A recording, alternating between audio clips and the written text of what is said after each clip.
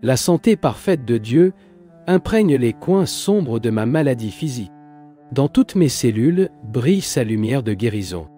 Ils vont parfaitement bien, car leur perfection est en eux. Le pouvoir de guérison de l'esprit traverse toutes les cellules de mon corps. Je suis fait de la seule substance universelle, la substance de Dieu. Votre lutte parfaite est omniprésente dans toutes les parties de mon corps. Partout où cette lumière curative se manifeste, il y a la perfection. Je vais bien, car la perfection est en moi. Je suis immuable, je suis infini. Je ne suis pas un petit être mortel, avec des os qui se brisent, le corps qui périt. Je suis l'immortel, immuable et infini. Ô divine Mère, que je fluctue à la surface de la vie actuelle ou que je me soumette sous les vagues de la mort, je suis en sécurité dans vos bras immortels. Les cataclysmes qui se produisent soudainement dans la nature, provoquant la destruction et les blessures dans la foule, ne sont pas des œuvres de Dieu. Ces catastrophes résultent des pensées et des actions de l'homme. Partout, l'équilibre vibratoire du monde, entre le bien et le mal, est perturbé par une accumulation de vibrations nocives, résultant de l'inconduite de l'homme et des procédures erronées, sera détruit. Les guerres ne se produisent pas par une action divine mortelle, mais pour la propagation de l'égoïsme matériel. L'égoïsme individuel, industriel, politique et national est éliminé, et il n'y aura plus de guerre. Les conditions chaotiques modernes au monde résultent du niveau de vie loin des idéaux divins. Les individus et les nations peuvent être protégés contre la destruction totale s'ils vivent selon les idéaux célestes de la fraternité, de la coopération industrielle et de l'échange international d'expériences et de biens matériels. Je crois que cela viendra un moment où, en raison d'une meilleure compréhension, nous n'aurons plus de frontières. Nous appellerons la terre de notre patrie, et grâce aux moyens juridiques et à l'intégration internationale, nous distribuerons de manière altruistique les biens du monde, selon les besoins des gens. L'égalité, cependant, ne peut pas être implantée par la force. Elle doit venir du cœur. Nous devons commencer avec nous-mêmes maintenant. Nous devrions essayer d'être comme les êtres divins qui viennent venir la terre pour nous montrer le chemin, nous aimer les uns aux autres et garder notre discernement, comme ils illustrent et enseignaient. La paix viendra. Vous pensez peut-être qu'il n'y a aucun espoir de gagner de la haine et d'inspirer l'humanité pour suivre les modes d'amour critique. Mais le besoin n'a jamais été aussi grand que maintenant. Idéologie, les athéias ont du mal à expulser la religion. Le monde marche vers un grand drame existentiel. En essayant d'apaiser les tempêtes violentes, nous ne semblons rien de plus que de minuscules fomigas nageant dans l'océan. Mais cela ne sous-estime pas le pouvoir que vous avez. La seule chose qui aidera à éliminer plus la souffrance du monde que l'argent, les habitations ou toute autre aide matérielle est de méditer et de transmettre aux autres la conscience sublime de Dieu que nous ressentons. 1000 dictateurs ne pouvaient pas ne détruiser jamais ce que j'ai en moi.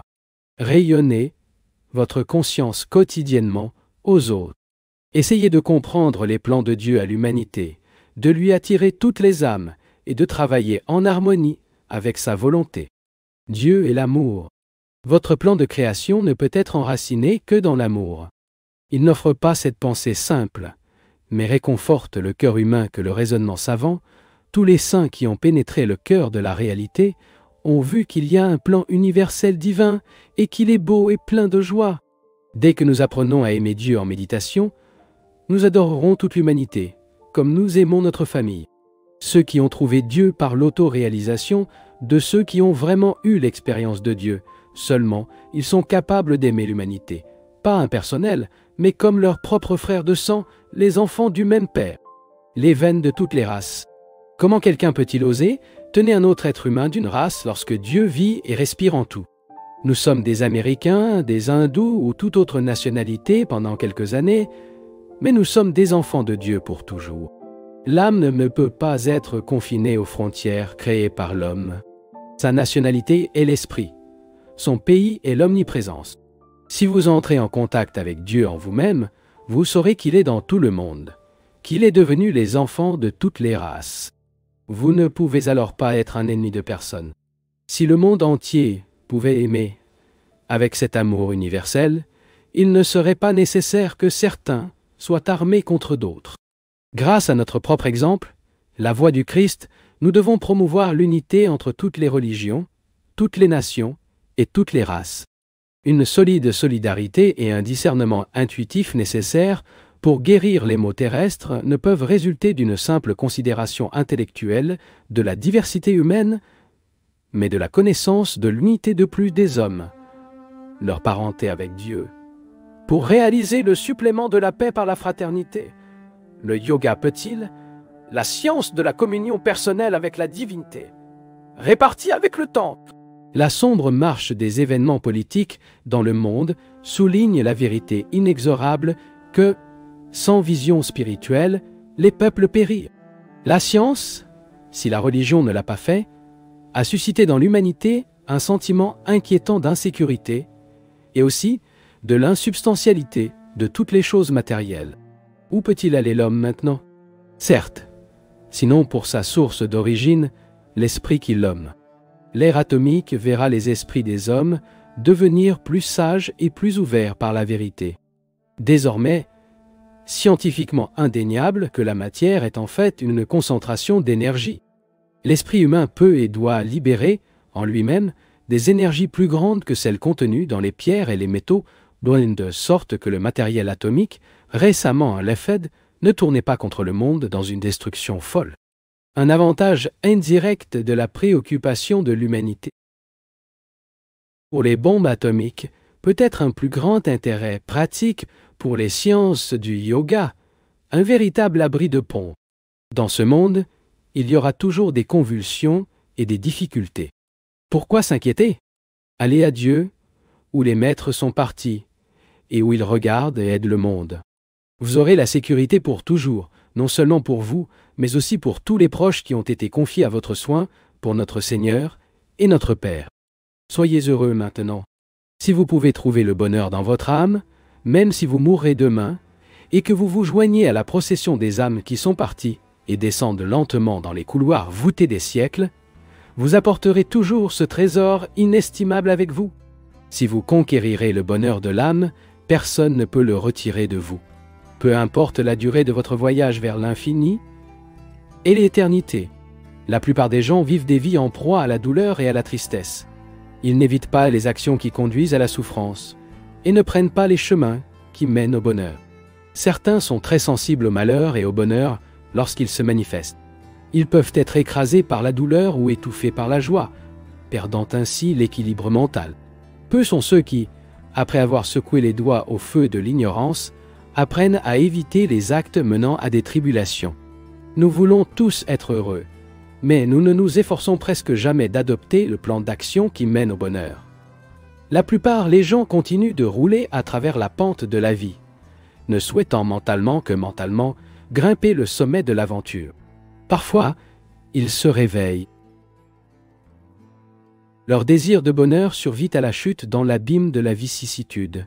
Peu ont l'imagination et ne se réveillent que lorsqu'un événement terrible les retire du cauchemar de la folie. Ceux qui recherchent le bonheur devraient se tenir de l'influence de mauvaises habitudes, ce qui conduit à de mauvaises actions. Ceci génère toujours l'indigence qui érode silencieusement le corps, l'esprit et l'âme, comme un acide causal. Il n'est pas possible de soutenir cette indigence pendant longtemps.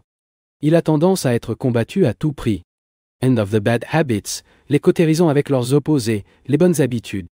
Si vous prêchez souvent des mensonges, dites la vérité. Il faut du temps pour contracter à la fois une bonne et une mauvaise habitude.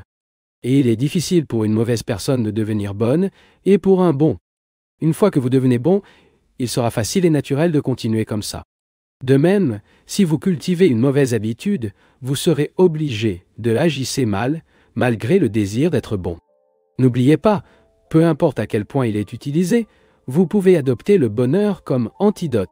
Chaque acte d'être heureux vous aidera à prendre l'habitude d'être heureux en permanence. Ne faites pas attention à la tagalisse mentale lorsqu'elle murmure que vous n'atteindrez jamais le bonheur. Prenez soin de commencer à être heureux et à proclamer tout le temps « Je suis heureux maintenant ».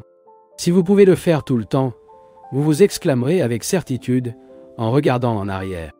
J'ai été très heureux. En regardant aujourd'hui, je dirais je suis heureux. Et en regardant vers l'avenir, je sais que je serai heureux. Tout votre bonheur futur dépend de son plaisir en ce moment. Alors commencez à être heureux maintenant. Après avoir baigné dans l'océan de la paix, dans le pays de rêve, éveillé avec joie et dit, dans le rêve que je me suis vu exempt de tribulations mortelles, j'étais le roi de la paix. Maintenant, en travaillant éveillé et en écrasant la bataille des tâches, je ne serai plus vaincu par des préoccupations rebelles du royaume de Vigile. Seigneur de la paix dans le pays des rêves, je continuerai d'être dans le pays de l'éveil. Lorsque vous quittez mon royaume de paix dans le pays des rêves, je répandais cette même paix dans le pays des rêves éveillés. Le bonheur dépend dans une certaine mesure des conditions extérieures, mais surtout l'état mental. La personne qui a besoin de bonne santé, d'esprit alerte, de vie prospère, de travail approprié et surtout de la sagesse pratique. Les inquiétudes dans un palais majestueux, le temps est se battre avec toute la force pour éliminer cause de malheur. L'habitude de cultiver une attitude mentale de bonheur aurait dû être implantée lorsque vous étiez assez jeune. Mais il n'est pas trop tard pour commencer. Préparez-vous, en présence de parents nus, de chefs tyranniques et de maux de la vie. Essayez de garder la joie calme et intérieure.